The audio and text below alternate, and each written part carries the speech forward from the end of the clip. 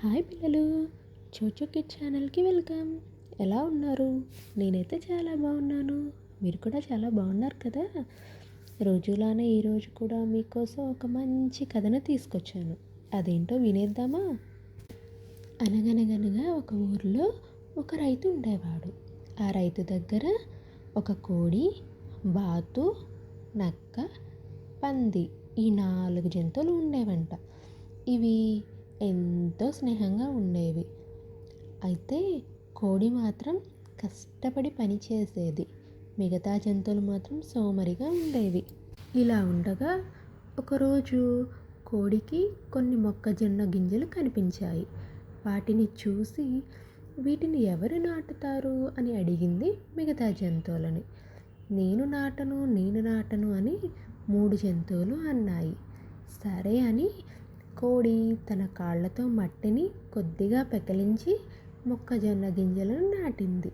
కొన్ని రోజులకు వాటికి నీరు ఎవరు పెడతారు అని అడిగింది కోడి. వెంటనే మేము పెట్టము అని మిగతా జంతువులు అన్నాయి.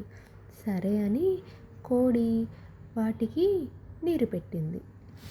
కొన్ని రోజులకు మొక్కజొన్న కంకులు వచ్చేసాయి. అవి పెరిగి కోతకు కూడా వచ్చేసాయి. అప్పుడు మిగతా జంతువులను అడిగింది. వాటిని కోయమని అడిగింది. మేము కొయ్యము అన్నాయి మిగతా జంతువులు. సరే అని కోడి వాటిని కోసి చక్కగా వలిచి పిండి పట్టించింది. తరువాత ఆ పిండితో చక్కగా రొట్టెలు చేసుకుని తినటానికి కూర్చుంటే మాకు పెట్టవా అని మిగిలిన జంతువులు కూడా కోడి దగ్గరకు వచ్చి అడిగాయి.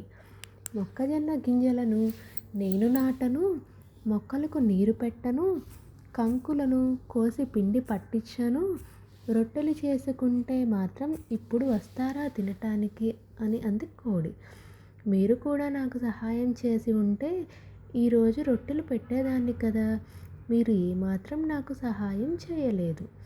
అందుకని నేను మీకు పెట్టను అని కోడి ఆ రొట్టెలను తన పిల్లలకు పెట్టి తను కూడా తినేసింది. అప్పుడు మిగిలిన జంతువులు అనుకున్నాయి, కష్టపడి పనిచేస్తే మనకు ఆహారం దొరికేది. వాటి తప్పు అవి తెలుసుకుని మరుసటి రోజు నుంచి చక్కగా పని చేసుకుంటూ ఆనందంగా ఉన్నాయి. ఎలా ఉంది పిల్లలు?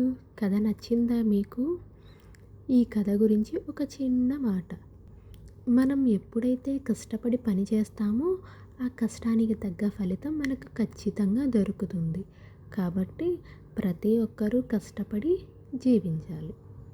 ఈ కథ మీకు నచ్చినట్లయితే please do subscribe, like and share. Thank you పిల్లలు.